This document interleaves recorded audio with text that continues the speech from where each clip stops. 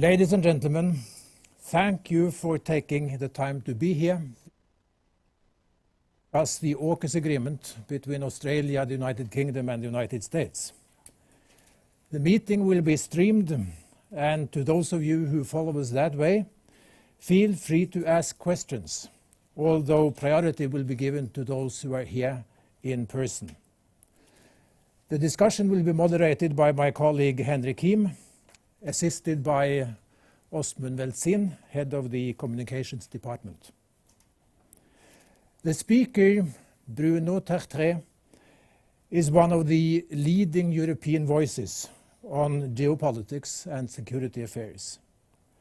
A graduate in law and politics, Bruno stands in a lineage of outstanding French intellectuals. He earned his doctorate under the supervision of Pierre Hasner, who in turn studied under the legendary Raymond Aron. Like them, he has published an impressive list of books, journal articles and commentaries on a wide range of subjects, on military strategy, nuclear deterrence and non-proliferation, transatlantic relations and security in the Middle East and Asia, most of them centering on strategy and geopolitics. His latest books are Le Précédent et la Bombe from 2016, La Revanche d'Histoire from 2017, an expanded version was published in 2019, and Le Choc démographique of last year, which analyzes main global demographic trends and their implications for Europe. The list of related awards is long as well. Bruno's role in current affairs is perhaps best illustrated by his affiliations and contributions to national and international bodies, governmental and non-governmental. He has contributed to French white papers on defense and security. He is a member of the group of eminent persons for substantive advancement of disarmament and of the group of eminent persons for giving advice to the preparatory commission of the CTBTO, the Comprehensive Test Ban Organization. He is on the editorial board of Washington Quarterly and the Journal of Security and Strategic Analysis from the Strategic Vision Institute in Pakistan, just to mention some of his functions. Bruno Tertrais has been a senior research fellow at the Fondation pour la Recherche Stratégique since 2001 and its deputy director from 2017. The two of us have met at conferences here and there over the years, and today it is finally my privilege and pleasure to wish you welcome to NUPI. You have the floor. Thank you. Good morning. Thank you very much, Sverre, for this very kind introduction. Almost as long as my speech. No. It's a pleasure to go back to live conferences to see real people, at least a hybrid format. So very warm welcome also to those following us on screen. And it's always a genuine, sincere pleasure to be back in Norway, a country that I've always been very fond of. So multiple reasons to be happy this morning. So I'm going to talk about the broader ramifications of AUKUS. And it's a great topic for a conference because it touches on so many different issues. So, as you know, on September 15, there was an earthquake in the Pacific. And its aftershocks are still reverberating around the world.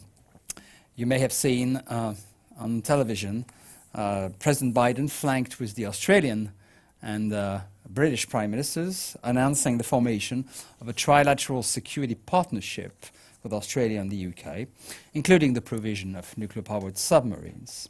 Simultaneously, France was informed that Canberra would break a contract signed in 2016 for the provision of 12 diesel-electric submarines. Now, I can tell you, this was a real shock in Paris. But Australia had strong arguments for this sudden change of heart. Canberra argued that 3 evolutions had taken place since we had signed the contract with them. China had changed, it had become more aggressive and had expanded its maritime presence in the region. The United States had changed. No previous US administration had been willing to export nuclear reactors technology to a non-nuclear country. And finally, Australia itself had changed. Domestic opposition in principle to nuclear technology and to all things in nuclear, in particular in the Labour Party, had become less severe. So, the reaction in Paris? Well, we now know that strategic surprises can also come from the West. The shock to the French was so severe for 4 reasons. The first reason, because obviously it was the breach of a major contract, the contract of the century, as we used to call it. But it was not a contract only to the French industry, because it involved the Australian industry and the American industry. This is something which is not always well known, but the US industry was a big part of this endeavor, because Lockheed Martin was to be the lead combat system integrator in the program. Note also that whatever difficulties the program was running into, the contract was broken for convenience and not for fault. In other words, the Australian government acknowledged that no fault had taken place in the execution of the contract. The second reason, and maybe the most important one, is that it was seen as a breach of trust among allies and friends. On the substance, I failed to see any equivalent or precedent. And regarding the method, no advance notice was given. To put it into perspective, we started hearing the rumors in the afternoon, and the announcement took place during the night. Third, I would qualify this, and that's a personal assessment, as a breach of hopes. The AUKUS deal signaled to the French that they would never belong to that exclusive club of Anglophone gentlemen. Well, gentlemen because it's only men in power in the 3 countries. But it sounds also like a British club, and that's exactly how I'd like to make it sound. This is embodied in the so-called 5 Eyes, the 5 countries, adding Canada and New Zealand, which have been sharing and cooperating on intelligence for decades now. So this club, we now know for sure that we will never be part of that very exclusive Anglophone old boys club. And finally, it was a breach of strategy for us, because we've been very active in the Indo-Pacific for several years now, but we had built our strategy on 2 legs, or 2 pillars.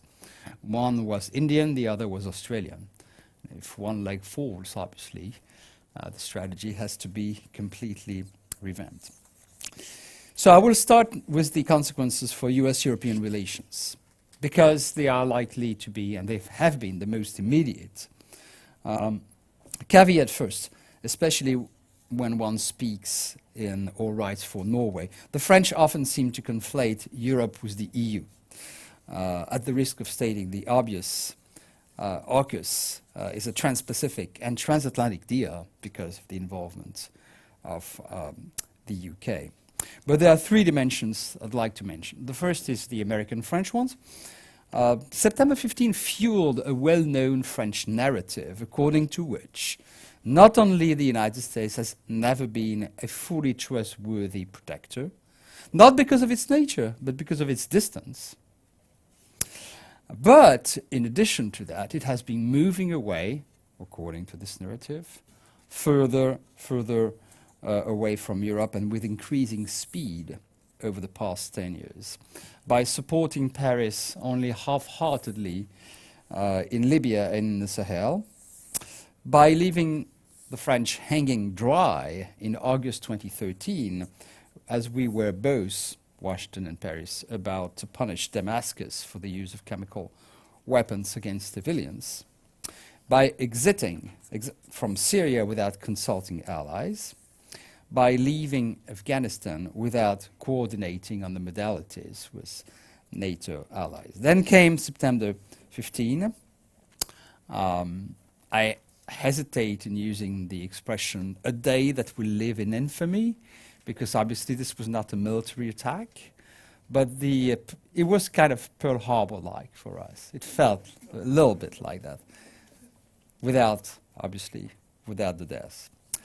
But the sense of betrayal was at least akin to that which was felt by our American friends when we decided in early 2003 to actively oppose the Iraq war. However, there was a difference, because when we act as a European power in the Indo-Pacific, we seek to act alongside the United States, not against the United States. We've joined the US Navy in patrolling the South China Sea. We've exercised with our American, Japanese, and Indian friends and Australian friends in the Indo-Pacific. We have sought to convince our European friends and allies to get interested in the region. But we, as French, we never sought to or could ever replace the United States as the ultimate guarantor of a country like Australia. This was never in the cards. So we thought we never acted as a competitor, as a strategic competitor to the United States in the Indo-Pacific. Of course, we are competitors on arms industries and market, but that's the way it is. So for us, the comparison was perhaps like the Suez Crisis of 1956, which was one of the first significant shocks to the French-American relation post-1945. The second dimension is the EU-US one. By coincidence, the first ever EU strategy for the Indo-Pacific was published on the day of the AUKUS announcement. This strategy is based on a network of partnerships, notably with India, Korea, and Japan, as well as Southeast Asia through the Asia-Europe meetings that have taken place since 1996. It recognizes, the EU strategy recognizes major European interests there, given ever-increasing transcontinental interdependence in economics and security, as well as the recognition of the need to protect global commons and uphold international legal norms, first and foremost, of course, the freedom of navigation. Also by coincidence, France will hold the presidency of the EU from January to June 2022. And Paris will obviously seek to implement or operationalize the EU strategy for the Indo-Pacific. Now, given the strong reactions to the AUKUS deal in Brussels and to some extent in Berlin, one should expect questions being raised during the French presidency about how much we should be more independent from Washington when protecting our own European interests in the region. And I think that more generally, the French, unsurprisingly, will double down on their rhetoric for the need for more strategic autonomy. Now, of course, as a colleague reminded me a few weeks ago, the French have a tendency to, anytime something happens, the French have a tendency to say, that's the proof we need more strategic autonomy. The sun would rise, and as he put it, and the French would say, that's why we need more strategic autonomy. So that's a very fair point. But I'd like to just testify to the fact that the French genuinely, it's an honest, genuine, sincere feeling, believe that over the past decade, their narrative has been vindicated by events. Are they right? I'm happy to discuss that. I just want to testify to the fact that it's a genuine feeling. So this leads me to the third dimension, the NATO dimension, and the ongoing discussions about how much the Atlantic Alliance should take into account China's rise. AUKUS is obviously another sign of the US tilt towards Asia and of its willingness to contain Beijing's maritime ambitions. But I think that two questions are now put to Washington by France and also behind the scene by a few other European countries. First, how can you, Washington, convince us, Europeans, that your increased involvement in the Indo-Pacific does not mean less interest for Europe? Second, how can you, Washington, convince us, Europeans, that we need to coordinate our strategies for dealing with China when you appear ready to surprise us as you did on September 15? French authorities, I must say, have a point when they note that the September surprise, as I call it, indicates, quote, a lack of coherence, unquote, in the US approach. Now for the consequences for Asia. I'm trying to follow very closely the template that Sverre asked me to follow. So what about the consequences of AUKUS for Asia?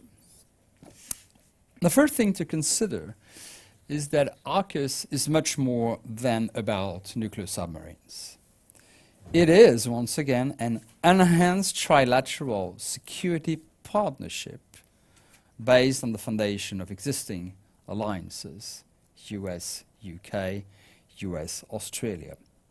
Its actual focus is more technology sharing and cooperation than the provision of nuclear submarines. Namely, deeper, and I'm quoting the announcement, deeper information and technology sharing, deeper integration of security and defense-related science, technology, industrial bases, and supply chains. Initial efforts will focus on, quote, cyber capabilities, artificial intelligence, quantum technologies, and additional undersea capabilities. To this should be added increased access for US forces in Australia. So to sum up, I'm tempted to say that the tree should not hide the forest. The tree is the deal for nuclear-powered submarine. The forest, I think, is a much broader and deeper security and technology partnership. And this may actually be the most important dimension of AUKUS. Containing the rise of China is obviously the implicit goal. I'm saying implicit because China is not mentioned in the September 15 trilateral communique.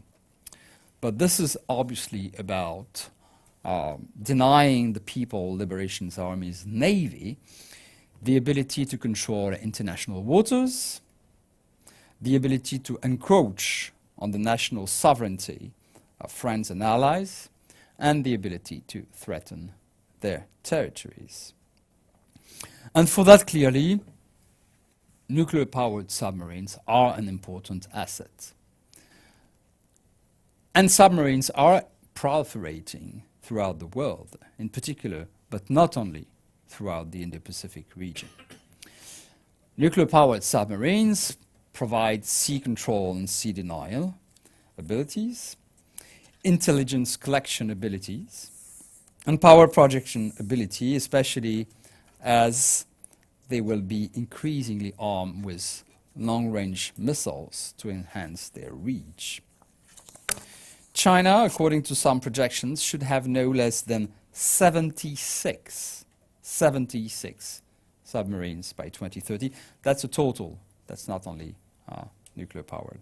Against 66 for the United States, including, among these 66, including, of course, those earmarked for other regions. Then again, the Indo-Pacific is a big place. It represents roughly half of the Earth's surface.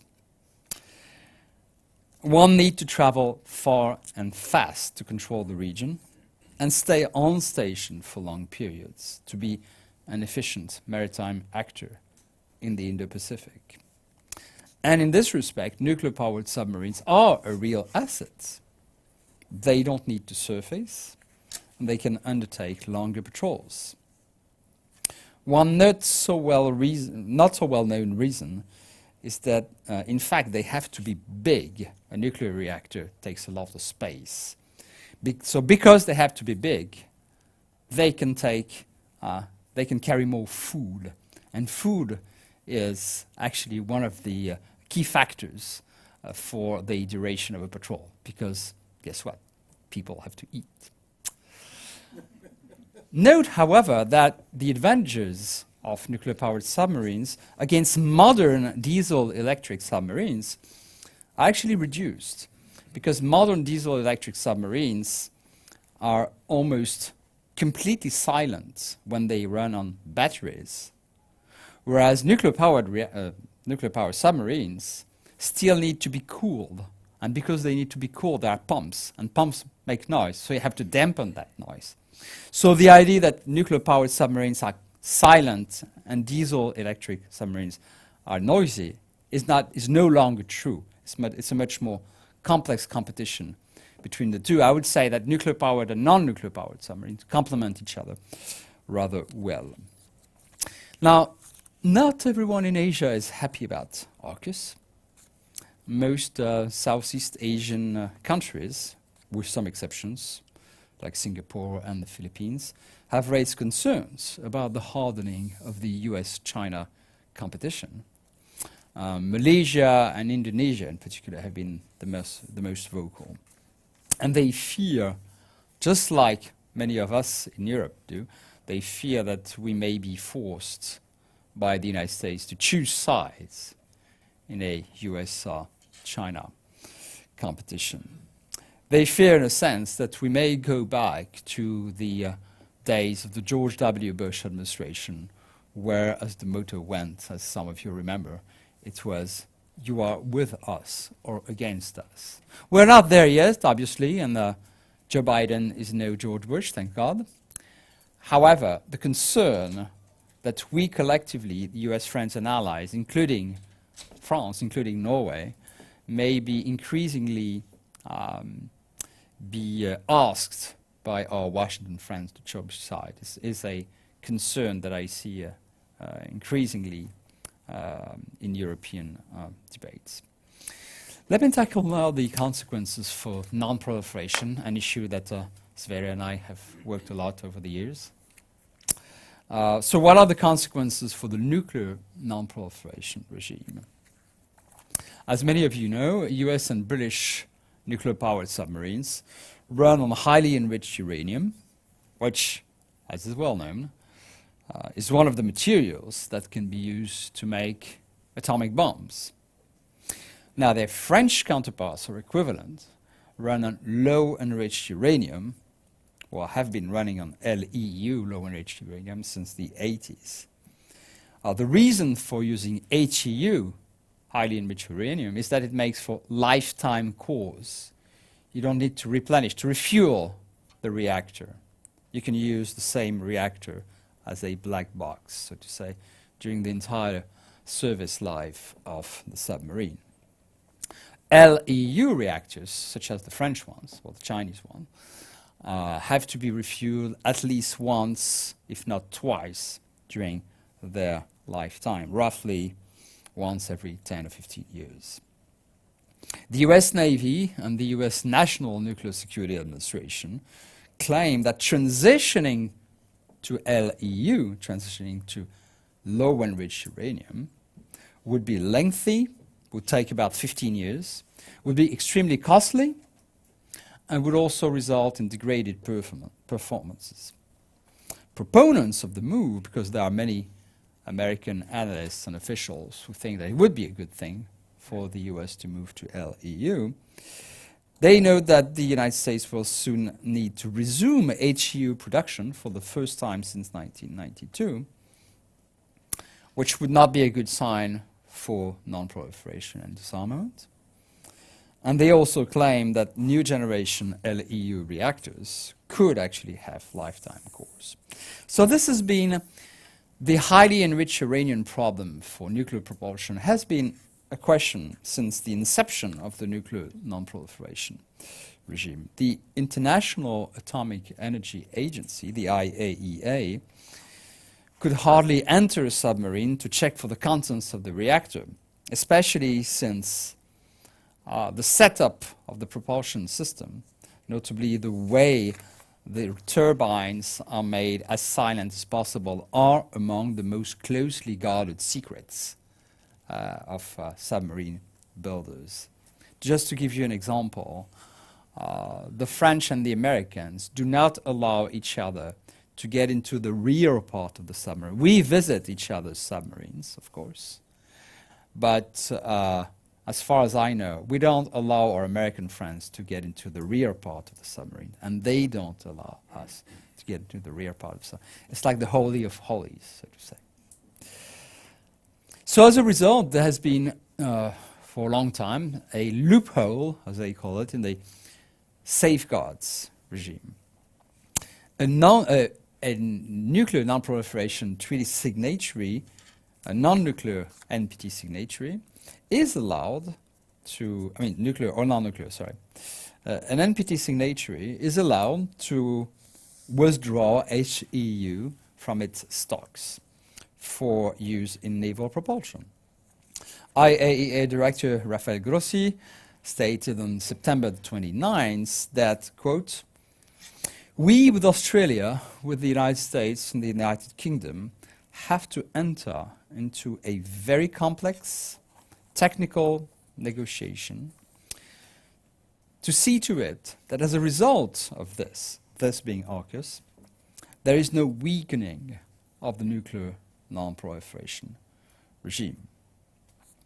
So a concern being raised already by Rafael Grossi. Because the promised nuclear submarine deal is a first. So far, no non-nuclear country has ever possessed a nuclear-powered submarine, although Brazil plans to commission one around 2030. Brazil, a non-nuclear country, is actually building a nuclear-powered submarine. They're not operational yet, but the first one should be operational around 2030. Which means, by the way, that it will be the first, because Australia will not have nuclear-powered submarines by 2030. That's for sure. In fact, I think Australia traded sovereignty for capability, but as I will say in a few minutes, I'm not sure it will have either. Most importantly, and this is where a taboo has been broken, so to say, no nuclear power has ever transferred nuclear propulsion technology to a non-nuclear power, especially one like Australia, which has no civilian nuclear program. So in fact, if you look at this from a theoretical standpoint, there are 4 possible nuclear exports paths for nuclear propulsion by a nuclear weapon state. The first is to another nuclear weapon state, that is like the United States to the United Kingdom. The second path is from a nuclear weapon state to a de facto nuclear weapon state, such as India. This is what happened when Russia leased a nuclear submarine to a nuclear proper powered submarine to India. The third possible path is from a nuclear weapon state to a non-nuclear weapon state with a civilian nuclear industry. Say, for instance, Japan. Okay, if the US sold, or another country sold nuclear propulsion to Japan, Japan would have the ability to refuel it itself. And the fourth possible path, the least probable of all, is from a nuclear weapon state to a non-nuclear weapon state without a civilian nuclear industry, such as Australia. Now, Australia does not have one, does not plan to have one. So here's my contention.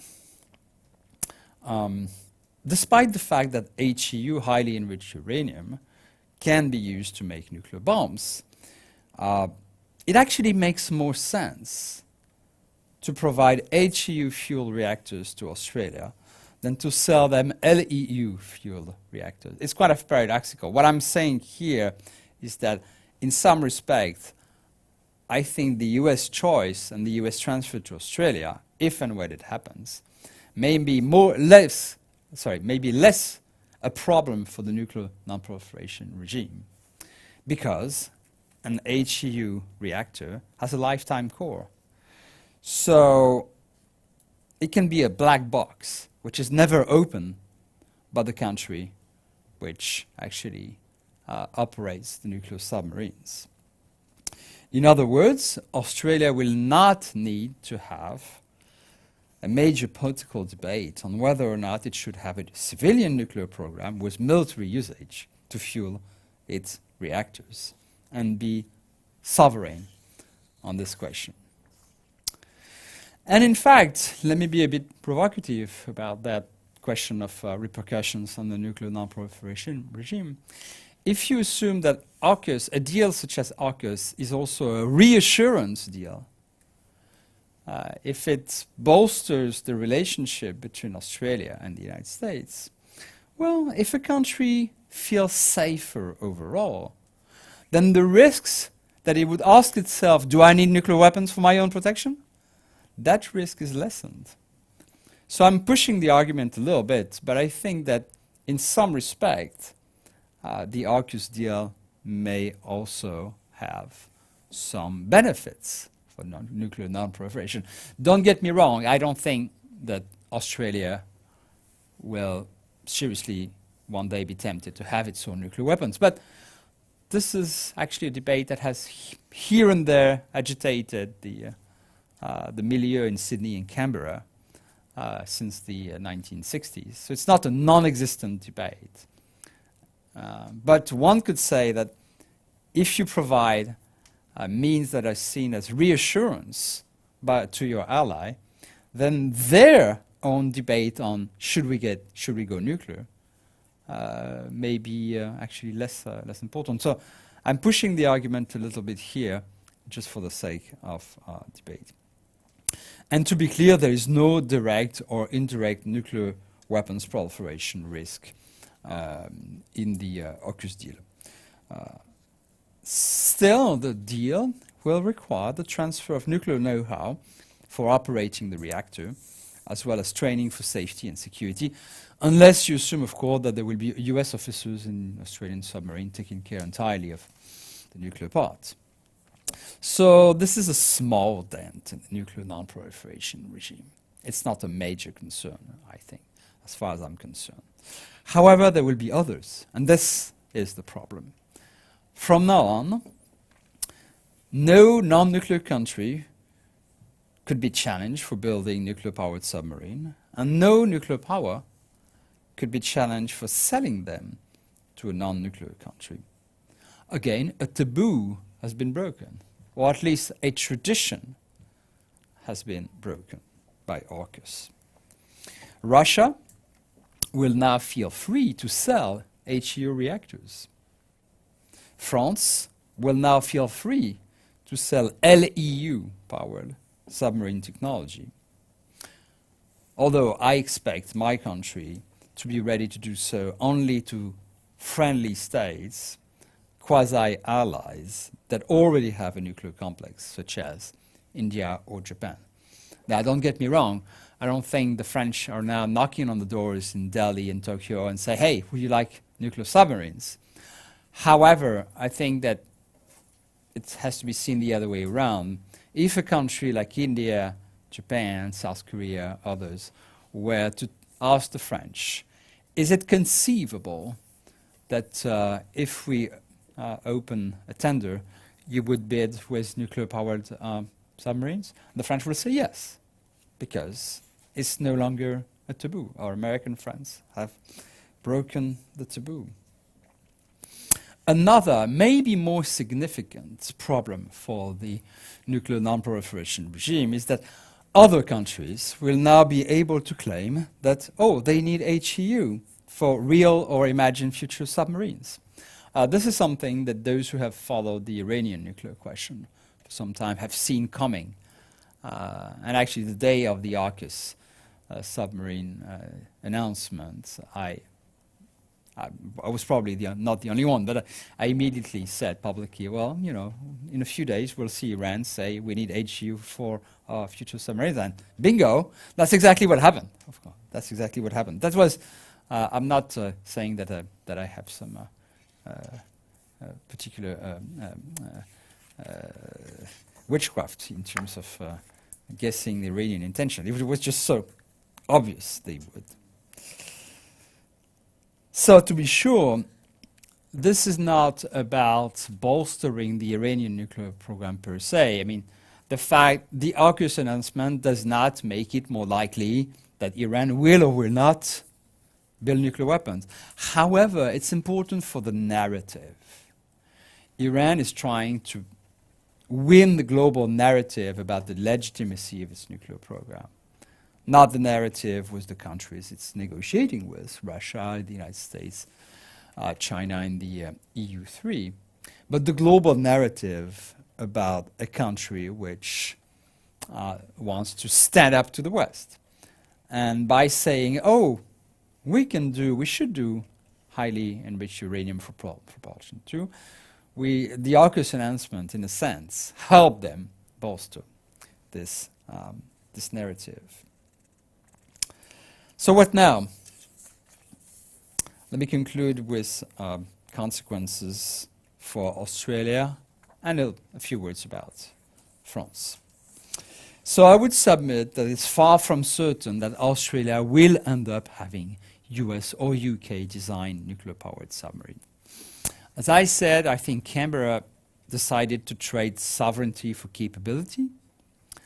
A sovereign capability, that's what we were helping them design. They decided to have a better capability, but a less sovereign one. And we in France thought that Australia wanted to be more France-like. It turned out that they wanted to be more British-like. However, the AUKUS deal also means that they will have to wait for another decade. In addition, I mean, the French-Australian submarines were supposed to be completed. The first was to be completed in the end of the 2020s. Now, there is no way the Australians can get a nuclear-powered submarine before the end of the 2030s. So they're losing another decade to get the first of their at least 8 modern nuclear-powered submarines. It's not yet certain that they will be built in Australia. Even less so, they will be serviced there. You don't service a nuclear reactor ashore at pierside easily. There are constraints of safety, security. There are legal responsibility constraints. So some say now that maybe they will be serviced in Guam, which is US territory. And in fact, one wonders, will they have them at all? The deal will have to go through significant political obstacles in Washington. US legislation, Congress legislation will have to be modified. Perhaps also in Canberra. Elections are scheduled to take place in Australia in the spring.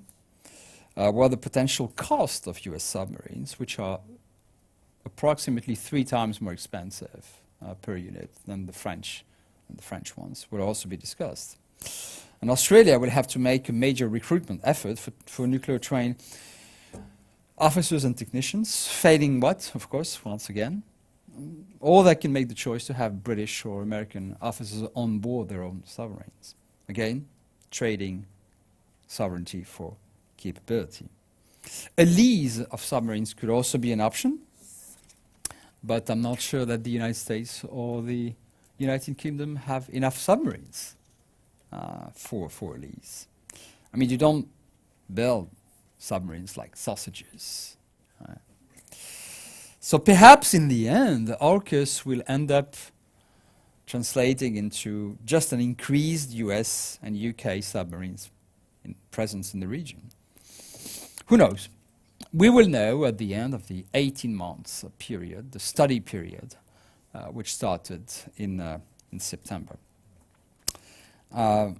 Some of my American colleagues, such as George Berkovich, whom you may know, who's both a leading expert on Asia and also a leading expert on nuclear issues, suggests, in fact, that expectations about the nuclear submarine deal should not be exaggerated, so he agrees with me in a sense. He compares it with the US-India deal, which was announced with great fanfare in 2005.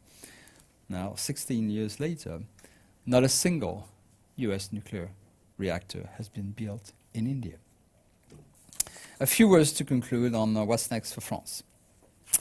So, as I stated, the crisis of confidence with two of our closest allies, the United States and the United Kingdom, is severe and will affect the scope of our cooperation in the coming years.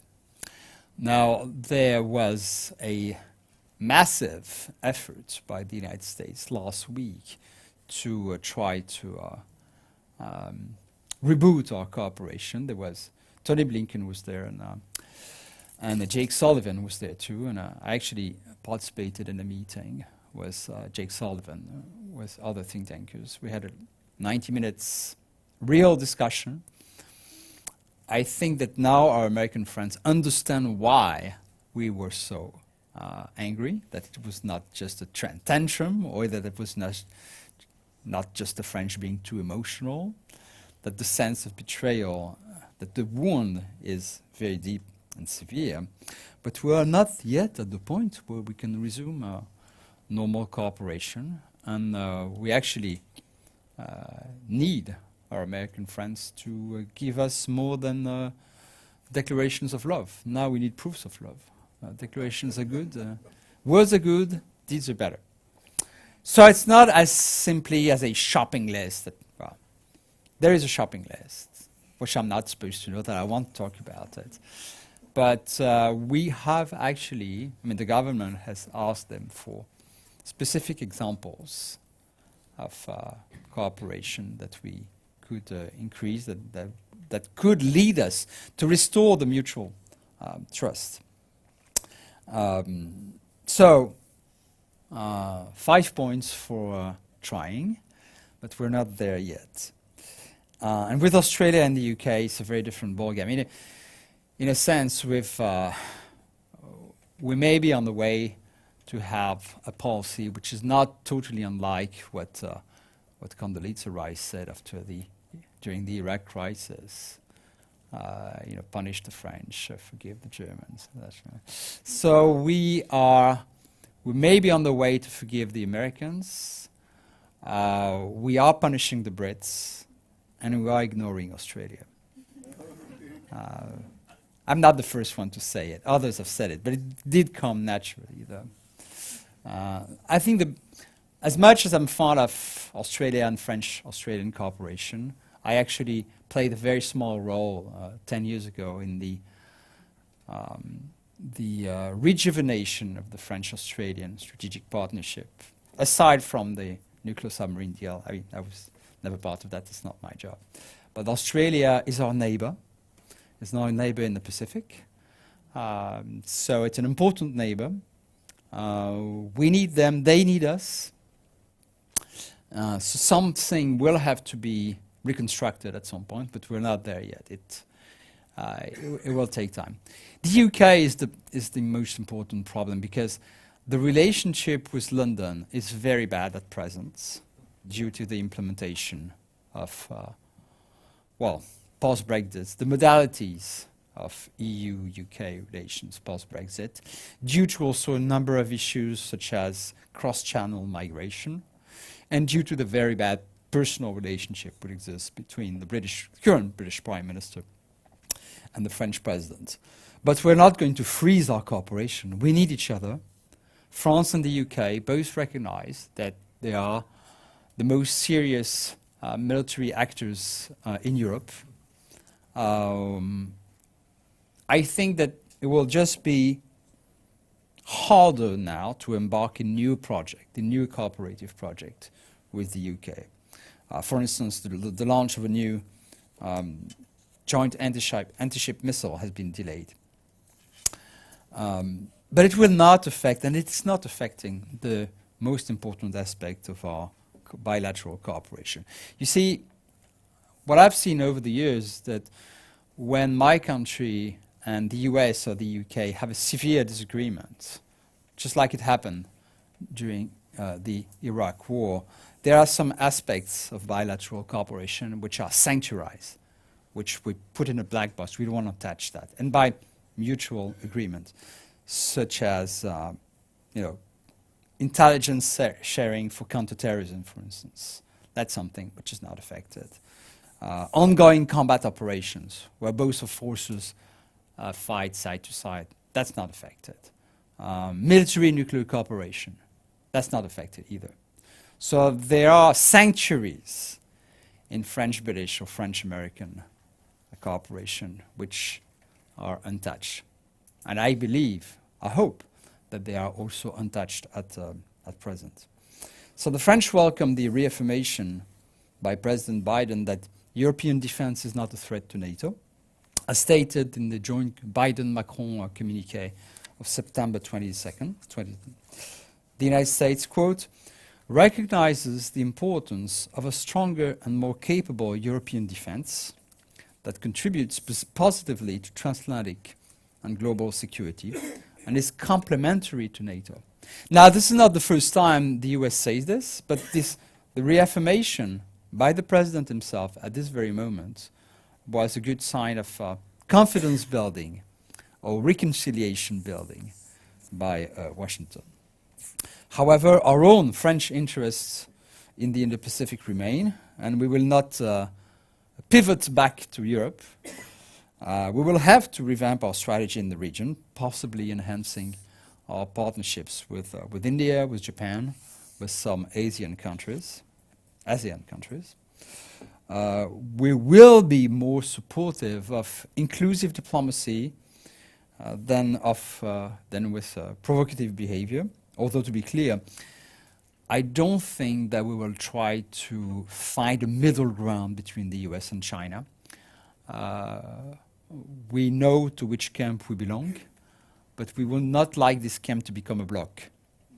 So the French, as you would expect, share many interests with the United States in the Indo-Pacific.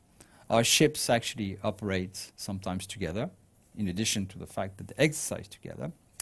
But we don't want to be seen by Beijing and other countries in the region as being blindly following Washington. So we will have to find some kind of balance between the need to clearly contain China's behavior, not contain China, but contain China's behavior in the region, without blindly following the United States. And we will try to persuade our European friends and allies, such as Germany or the Netherlands, which already acknowledge the need for Europe to be more present in the region, notably for the defense of common goods, to be more present in the region. My overall conclusion, however, is that it remains to be seen whether the strategic benefits of the AUKUS deal in Asia will outweigh its potential costs for transatlantic relations and for US relations with its Asian partners, because the AUKUS deal was far from be welcomed everywhere in Asia. So a big question mark here. And I would like to leave you with this big question mark. Thank you very much.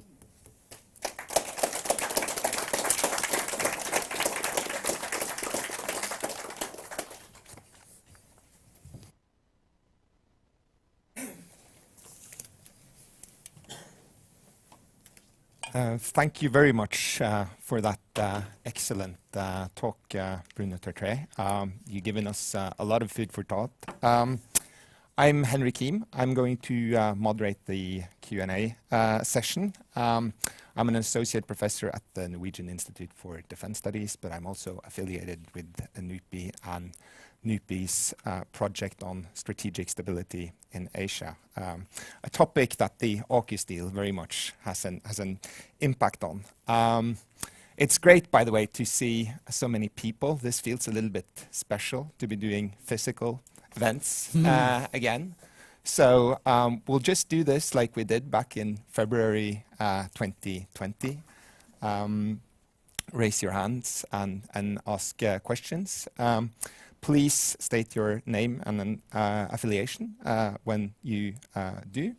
I will keep a list, but I can't resist asking the first question since I work on issues nuclear, because you touched upon several aspects of the potential non-proliferation challenges of this deal. And from what I gather, you were saying that the most serious challenges aren't really, I mean, in terms of direct challenges, Australia acquiring any sort of actual capability, but rather in the precedent that this could potentially set in terms of other countries pointing to their need for an enrichment capability to produce uranium for their nuclear propulsion programs. And one country that springs to mind, in addition to Iran that you already mentioned, is South Korea. South Korea has a,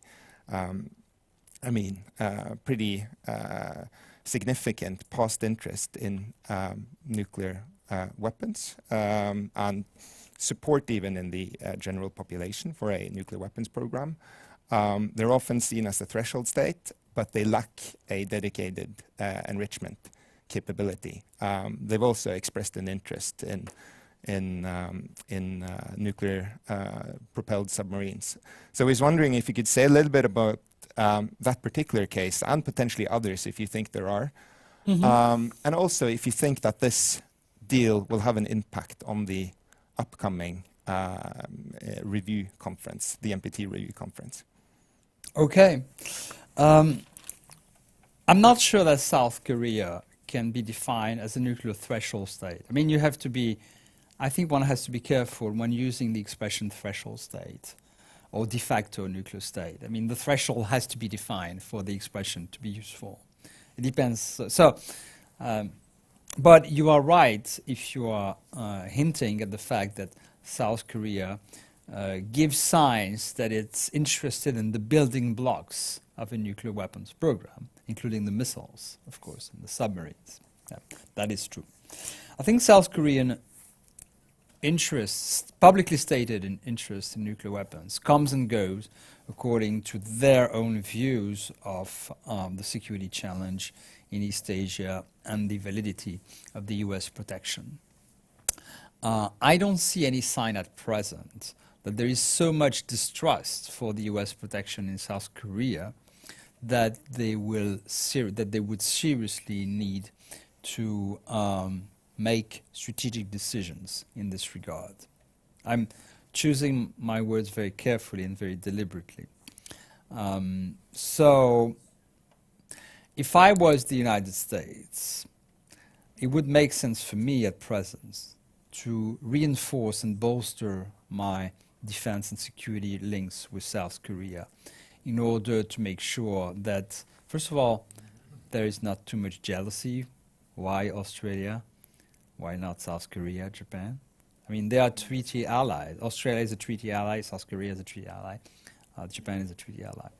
So how do you convince countries like South Korea and Japan that they are not less well treated than Australia, which is, now if I was Japanese or Korean, I would say, hey, China is over there. Australia, distance is much further, it's much further away. Although distances can actually be troubling.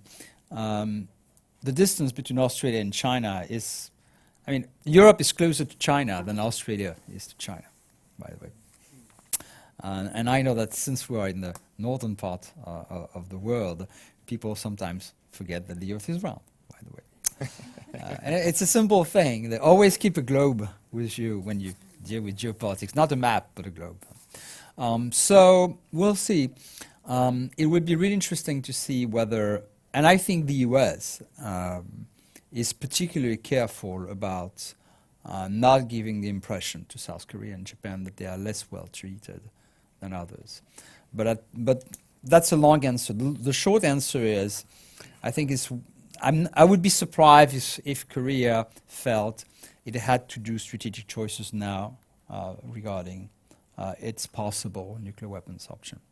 The other country that comes to mind is Brazil, because Brazil is, as I said, is going to be almost certainly going to be the first non-nuclear country to have nuclear-powered submarine, if everything goes well. And not everything goes well in Brazil. Generally, things don't go well in Brazil, and it's complicated. They've been talking about these subs for a long time. Apologies to any Brazilian in the physical or virtual assistance. But indeed, there has long been the suspicion that the insistence on having a sovereign uranium enrichment program was also for the purpose of the ostensive purpose of building nuclear reactors, was not also a way to keep a nuclear weapons option open. So in the next 30 years, will we see more Brazils? That's the real question. I leave it as an open question because I mentioned Iran because Iran was the obvious thing to mention. It's a question of narrative rather than a question of program. But using HEU programs as a cover for nuclear weapons program, that's certainly something which is going to be increasingly... I'm sorry for the long answer, but we do have time. I think we're okay. The NPT Review Conference. Look, I think the NPT Review Conference will be mostly dominated by the existence of a challenge to the regime, which is the nuclear ban treaty.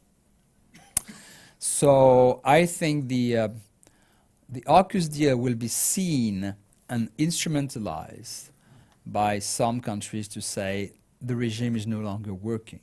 So it will be an additional argument, not a key question, but an additional argument used by those who claim, whether they are good faith or not is a different question, but who claim, rightly or wrongly, that the nuclear non-proliferation regime is no longer working as it used to, and therefore we have to comfort or the alternative, which is the ban treaty. So a carefully measured response. But it's neither a yes or a no. It's not. It will not be central, but it will be indeed used in the debate at the REFCON for sure. Yeah. Great. Going to open it up. I think you were first over there. Thank you. I have a very quick question about... Alexander Harang. I'm an academic, but I'm here as a representative of NATO Nuclear Weapons. I have a very quick question for you about a key player, India. They seem to be very quiet at the moment. And there are some voices, namely the Brookings Institute, saying that the AUKUS deal is something that the Indians are in favor of. But we don't really know, do we? What is their thinking on this? And especially if you can say something about the range issue with these nuclear submarines, you might be expecting a bigger presence in the Indian Ocean too. And if you can say something about, any line of thinking you have on India and how they relate to AUKUS would be great to hear some elaboration. Thank you. My understanding is that the Indians are perplexed. First, like Japan and others, they don't like it when other members of the family get into a fight. I mean, India is a close friend of France. India is a close friend of the United States. So you want your friends to get on well together, don't you? Or friends or cousins, whatever you want to call them. So they don't like the embarrassment that these French-American, French-British, French-Australian disputes cause. They don't like it. As far as the question whether or not AUKUS is good or not for India, my hunch is that they have not decided yet. They're still they still haven't done the net assessment. I've heard or read very different views, very different Indian views of AUKUS. I have to confess that I have not really dug into the subject so deep that I can give you really a clearly firm, informed opinion. My impression is that they have not made up their mind. So they are perplexed, they are uncomfortable with the disputes among their friends, and they have not completely made up their mind about whether or not AUKUS is overall good for Indian interest in the Indo-Pacific. Excellent. I think Robin Allas from the Norwegian Institute for Defense Studies. Thank you for this very complete survey of the situation and your reflections. I would like to expand a bit on the intra-European dynamics this has caused, or perhaps not caused. To what extent France has been able to project this idea of that this is affecting, or this is an argument for more European autonomy, European strategic sovereignty, is also shared by its close European partners, especially Germany, but also others. To what extent France has been perhaps disappointed by the lukewarm support which came, but perhaps came a bit late and only from some voices. And to what extent, on the other hand, some Europeans might think that this is not a fight they want to pick. Perhaps for the same reason India does, but then again, they are much closer. Yeah, thank you. Oh, that's definitely a fight they don't want to get involved, that's for sure. But let me put it this way. I don't think the French were disappointed, and I don't think this is transformative. There were enough voices in Brussels in particular, but also in Berlin, which clearly showed an understanding of the French position and clearly showed that concerns about how the United States could behave vis-à-vis some of its closest allies was something they needed to reflect on. So I don't think the French were disappointed. It came, a few days afterwards, but I think that, I can't speak for the French official, but it seems to me that there was just enough for them to not feel lonely. So not a disappointment. But I don't think that what happened, as much as some in France would like to see it as transformative, some, not necessarily the president, I don't think it's going to be transformative. Again, in the French psyche, it's another reason why their narrative is correct. Now, does this mean that more and more people are buying this narrative? No, but it shifts things a little bit, and it makes the discussion about what it means, about what strategic autonomy means, it makes the discussion a bit more easy, but it's not transformative. Now, does this mean, for instance, that the French are going to use their presidency of the EU in January to launch major transformative initiatives? No, I don't think so.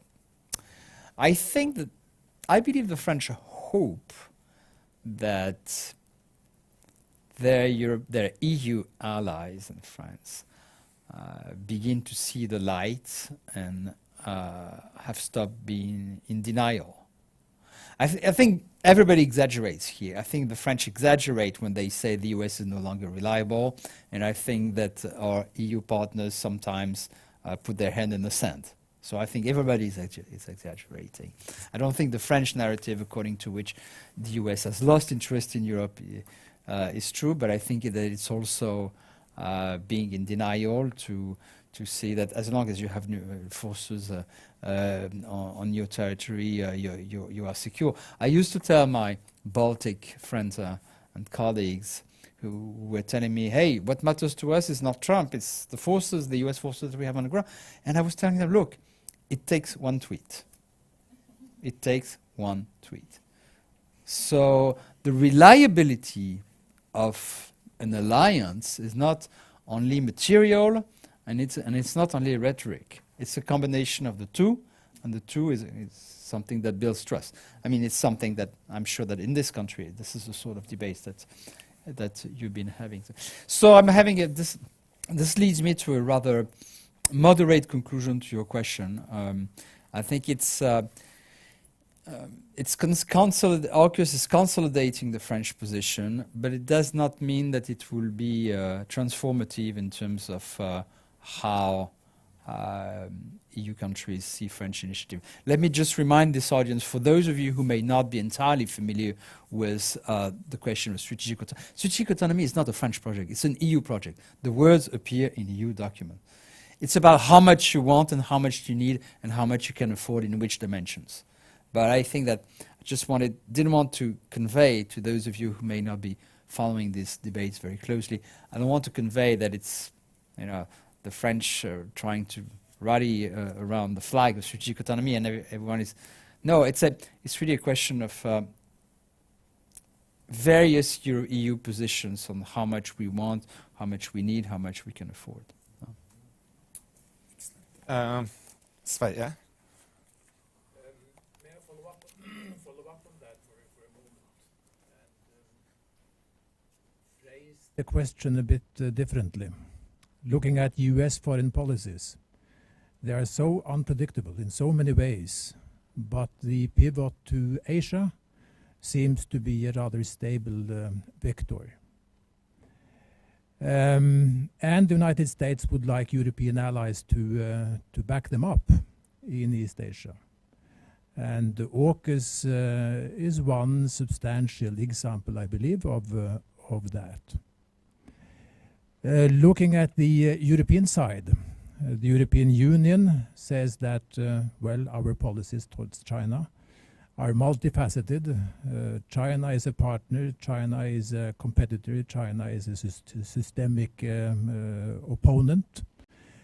And if I were to add up whatever little happens in the field of European defense, joint efforts, I would say that it is the trend, after all, is in the direction of more cooperative efforts.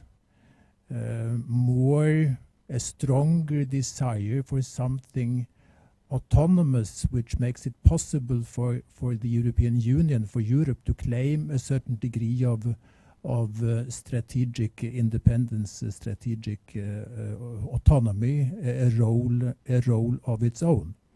It is moving very slowly, but I think the trend is there.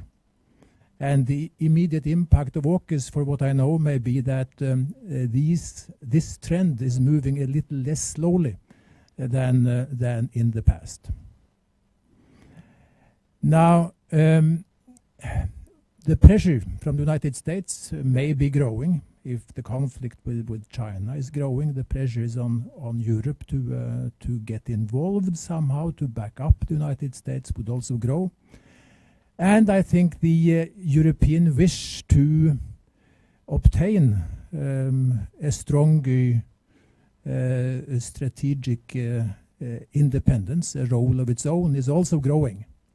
So here you have two long-term conflicting trends, and you may be right in saying that AUKUS is not in itself transformative. But you started listing a series of conflicts across the Atlantic, and if you add that up, this may also become more worrisome. So I'm wondering, do you feel that the long-term consequences here, is that an open field, or to put it differently, in order to get a cue of what may come up in the longer-term future? What should we first of all pay attention to? Which factors should we concentrate on? Let me give you a very clear answer to your last question before going back to the broader issues you raised. Look for any signs of significant reduction in the permanent presence or in the planned reinforcements for American forces in Europe. That's the first sign. Okay. Now, I understand this country in particular is on the way to bolster or reinforce its defense relation with the United States. That's not a sign of the US leaving Europe. Okay? So, I mean, I like to be, even though I'm French, I try to be more on the practical than on the theoretical side. So, look for those signs. And so far, the signs are not there. So, this is why I often tell my French colleagues, look, I understand your concern, but what matters is US presence on the ground and US plan reinforcement. And what matters is what the US president says. And so far, I see no sign of a diminished commitment to Europe. Now, don't get me wrong, what matters ultimately is what happened in the head of our potential opponents. So are they convinced? That's what really matters. But I leave it open at this point. So that's the first element of answer. Now to the critical question, what do American friends expect from their allies regarding Asian security? I think there are two different topics here. Do they expect us to back them up in Asia? And do you expect us to replace them in Europe? So, first of all, I would say the conversation, the US-European conversation on what the United States expects from its friends and allies in case of a conflict in Asia, the conversation is not yet reached the point that that is commensurate with its importance. I'm baffled by the lack of conversations between Americans and Europeans of what happens if there is a conflict, sudden conflict over Taiwan or another. I'm sure there are official conversations that I'm not privy to, but quite often what happens in the think tank world is a barometer of what happens in the official world. Okay? And I'm not sure these conversations happen very often, and I am sure that they are not as deep, as intense and frequent as they should be.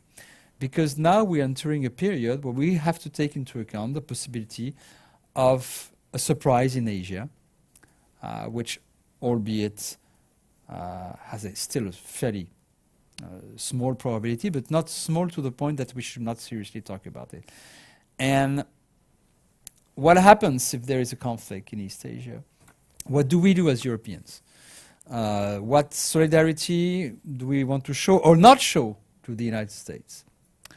What does it mean for possible changes in the reinforcement, in the movement of forces in Europe, in the Euro-Atlantic, and in the Pacific? Now, of course, the PACOM, Indo-PACOM has enough forces, but how can we take into account the possibility that another country, which is not China, sees opportunities that he would not have otherwise? I mean, these conversations, we're not having them as much as we should. The message I got from my conversation with American officials last week is that the Chinese challenge seen from Washington is so big, is so important, and so long-term that they may now be ready for compromises that some of us in Europe would see as favorable.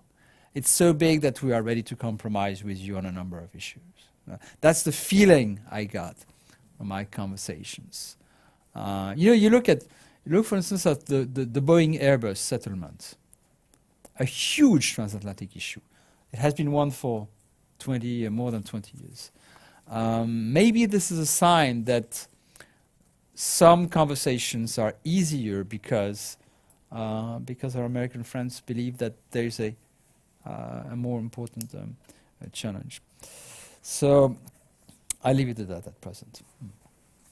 Excellent. I think we only have about 15 minutes left, so we'll take 2 questions at a time. I think it was Liselotte and then Pernille. I'm happy to give shorter answers if you encourage me to, so that everybody can have a chance to ask a question. Thank you. I'm Liselotte Odgaard from the Institute for Defense Studies, where Henrik also is. The way I hear you, you're really arguing that AUKUS is not such a big deal. Of course, France responds quite significantly. That's not a surprise. But in the big scheme of things, I think the way I hear you, is, it could be like the US-India deal. It's more leading to a continuation of processes that were already underway, such as the strategic autonomy in Europe.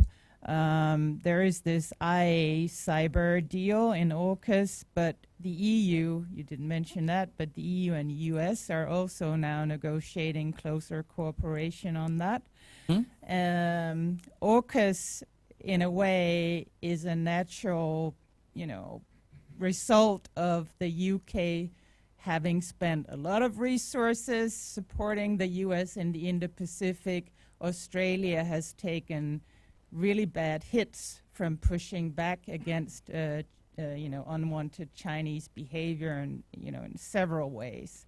So, and they're both outliers. Australia located where it is, and the UK having left Brexit. So in a way, it's an expected prize for, putting themselves out, and they're sort of outliers who you could argue needs this support, and other trilateral groupings are building in the Indo-Pacific, which does encompass France, and others. So, I mean, in that sense, maybe AUKUS is not such a big deal. Thanks. Okay, 2 quick answers. Let me be more specific then.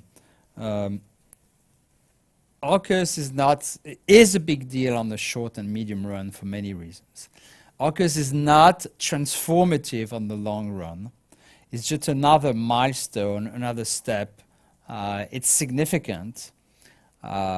Just like the US-India deal was a symbol and a milestone in the consolidation of the strategic relationship between the United States and India, to go back to that earlier metaphor. So it's not, I hope I didn't leave the impression that I didn't think it was big. It is a big deal in the short and medium run for a number of reasons. It may not be in itself transformative, neither for the US-Europe relation, neither for nor for security in Asia, nor for the non-proliferation regime. That's the way I would put it. The UK, we have not discussed the UK a lot, and I can't agree with your contention that the UK has, quote, spent a lot of resources in the Indo-Pacific. No, it plans to. It says it will. But frankly, no. I mean, the intentions are there. And I have to say that I was quite impressed by the UK integrated strategy, which I think is a document, an ambitious document, which is comprehensive and makes sense with, I mean, they're making the best possible sense of post-Brexit. I mean, and global Britain does make sense. They have intentions, they have plans, and I respect that in terms of the coherence of the project. But no, they're not there yet. They're lagging behind, in fact. So we'll see in 5 years from now. And the intentions are there. The investment is not there yet. And honestly, as a French person, someone, somewhere, we can't say it publicly, I guess, but I'm guessing that on paper, we're not unhappy with the fact that another key European country, and one with which we cooperate all the time, is going to be more present. Now, it's a paradox in a sense, but ultimately, what I hope is that what matters is that UK is going to be even more present, and France will not be less present. And then we will have a positive conclusion for everybody. We'll see. But that's let's discuss this again in 5 years from now. See how many Queen Elizabeths there will be there? Exactly. Yes, Exactly. Pernille. Yeah, thank you. Thank you very much for a very interesting presentation and discussion. My question is also to European defence and also about the UK-French relations, because as I see it, France has become much more pragmatic in how to reach the goal of European defence than earlier.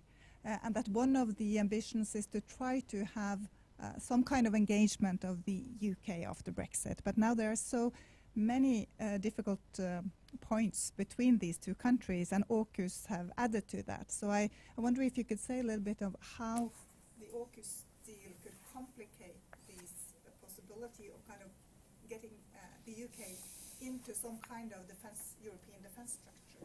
I mean, after all, you have close cooperation between France and the UK in defense issues, and the UK is in the European intervention initiatives and so on. So, and the other question is a little bit about the shopping list that I guess France has presented to the US. And I just wonder, I guess you cannot say much about it, but I wonder if one could expect to see the US more engaged in Africa, for instance, as a result of this. That could be something that they can. Okay. And the last thing is about the presidential election. Do you think that this will have any impact at all on the election? Thank you. Okay, since these are three questions, may I address them sure. quickly? Go ahead. Can I, Penny, I know you understand these issues very well, but can I say that for me, I don't think European defense is a goal. It's a process and a concept more than a goal. There is not a specific French goal hidden and involved under the Quai d'Orsay, which is this is what we need to achieve by 2050. But it's having more the ability to use military force on our own as Europeans if need be. That's quite a mouthful, but European defense is not a goal. It's not the goal of collective defense, for instance. And by the way, can I also say that, again, I know that you in particular know about this, but maybe not everybody does. When the French talk about strategic autonomy, it's not only about defense. And in fact, it's increasingly a broader conception of not being, well, of being dependent, being as little dependent as possible from any major strategic actor, not only the US, but also China, for critical technologies and capabilities. I mean, when we talk, well, the Germans talk about European sovereignty, we tend to talk more about strategic autonomy. It's mostly about lessening our dependence or making sure that we are not increasing, at the very least, our dependence for critical assets, technologies, and capabilities that go way beyond defense. For instance, you know that if one has followed those who have followed the saga of the Huawei investment in Europe, for instance, now this is part of it too. It's part of it. Now, the UK-EU defense relationship, security and defense relationship, obviously AUKUS complicates things even more. It's too bad, but it does complicate things. But the general context of post-Brexit negotiations, pollute this also a lot. So it's quite unfortunate, but we're not going to be able to settle the UK-EU defense and security relationship for a while. The shopping list. I don't need to breach any confidentiality because it's actually in the communiqué, in the Biden-Macron communiqué. There is clear sign of the fact that there is a clear. It does herald a stronger U.S. support for the French operations in the Sahel.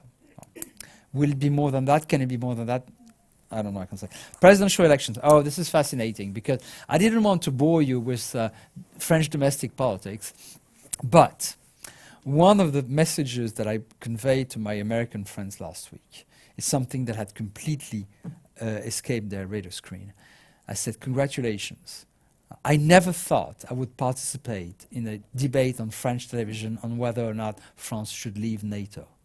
You have just mainstreamed a question that had become marginal. So it's quite unfortunate, but now you have some of the mainstream conservative right candidates which say, we need to leave the integrated military structure again. That's what the general would have done. Of course, nobody knows what General de Gaulle would have done. And they have let the dead speak. It's always easy. Frankly, I mean, who knows what de Gaulle would have said and done? I mean, he was a very pragmatic man. So, and he knew when push came to shove where he stood. So, anyway, what matters is that indeed, because the campaign has started, this is part of the campaign. And I don't think that, Macron killed the debate by saying, of course, we're not changing our position vis-à-vis NATO.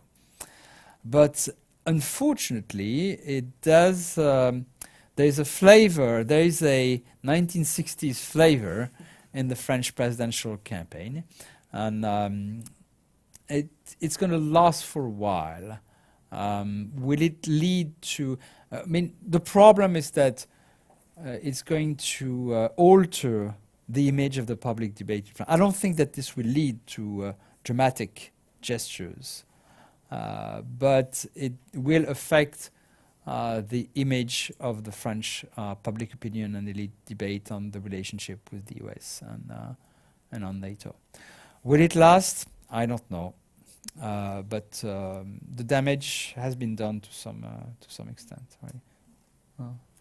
I think we have time for one last question. I believe it was the gentleman on the second row there. Yeah, fantastic. I can receive the microphone without having it disinfected for 5 minutes. My name is Arne Dalhaug. I'm a retired lieutenant general, and my last position before retiring was the commandant of NATO Defense College in Rome, and I'm afraid that I will have to get back a little to this discussion about European independence or autonomy or whatever we would like to call it. Of course,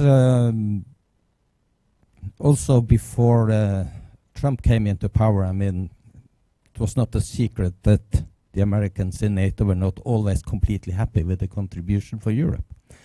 And I belong to those people that believe that European strategic autonomy, or whatever you would like to call it, the problem is that whenever it is discussed, it's because some really messy situation has showed up.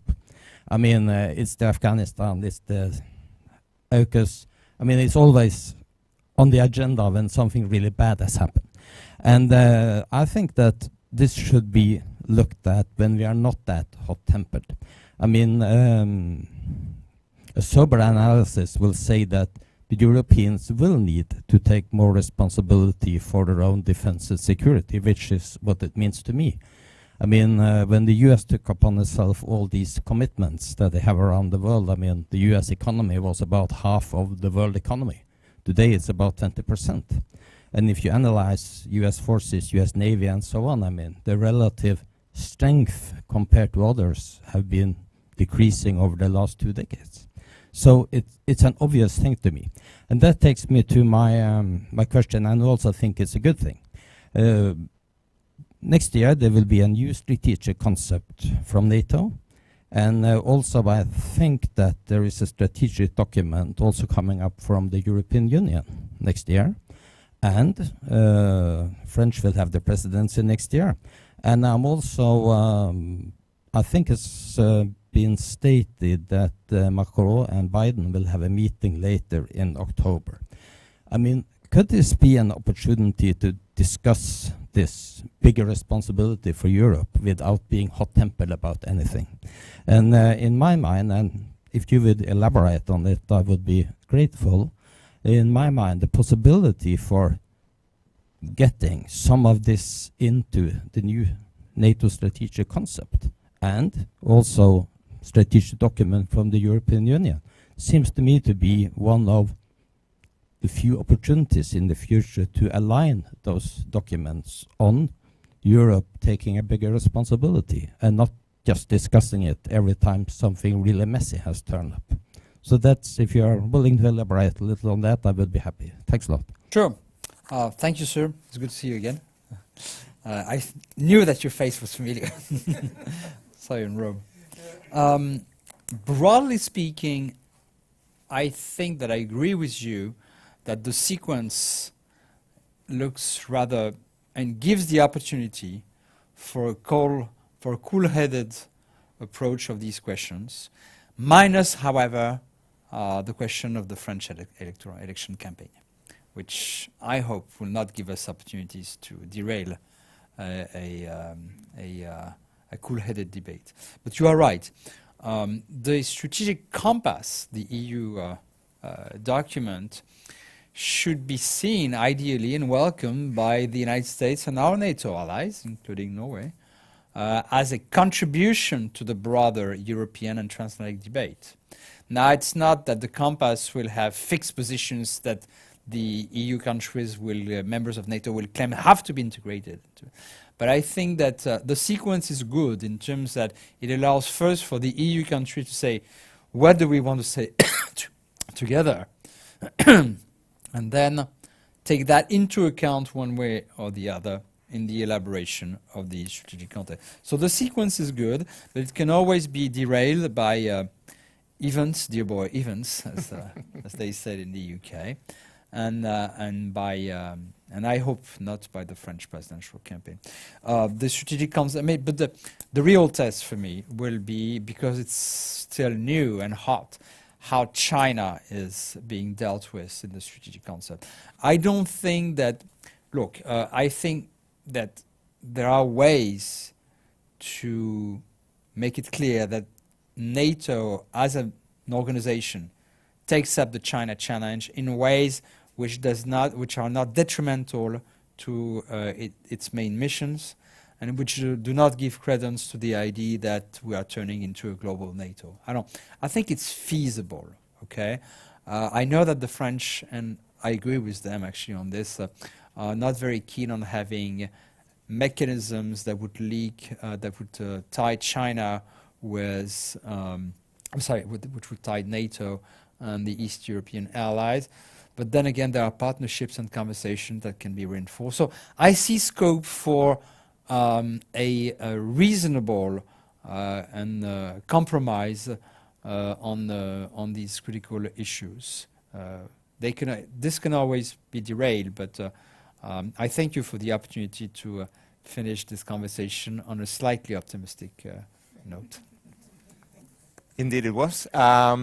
I think we're a little bit over time, but again, AUKUS is an arrangement which sort of covers a lot of developments and topics, including the rise of China, transatlantic relations, and nuclear proliferation challenges, and we covered many of them. So I hope you join me in thanking Bruno Tertrais for coming and giving us an excellent talk. Thanks also to the people who have helped organize this, and thank you to all of you for coming. Thank you.